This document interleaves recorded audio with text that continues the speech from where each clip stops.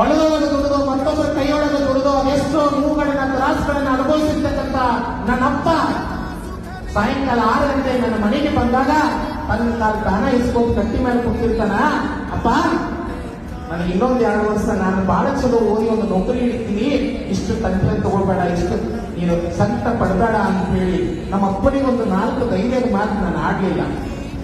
ತಾನು ನೋಡದ ಜಗತ್ತನ್ನ ತನ್ನ ಹೆಗಲ ಮೇಲೆ ಕುಣಿಸಿಕೊಂಡು ನನಗೆ ಎಷ್ಟೆಲ್ಲಾ ಜಗತ್ತು ತೋರಿಸಿರ್ತಕ್ಕಂಥ ನನ್ನಪ್ಪ ಎಷ್ಟು ಗೋಳಾಡ್ತಾ ಇದ್ದಾನೆ, ಎಷ್ಟು ಸಂಕಟ ಪಡ್ತಾ ಇದ್ದಾನ, ಅದನ್ನ ಅರಿಲಾರ್ದ ನಾವು ಕುಂತಿದ್ದೀವಿ. ದಯಮಾಡಿ ಯುವ ಮಿತ್ರರೇ, 10ರ ಮಕ್ಕಳೇ, ನಿಮಗ ಅರಿವಿದ್ದೀರಿ.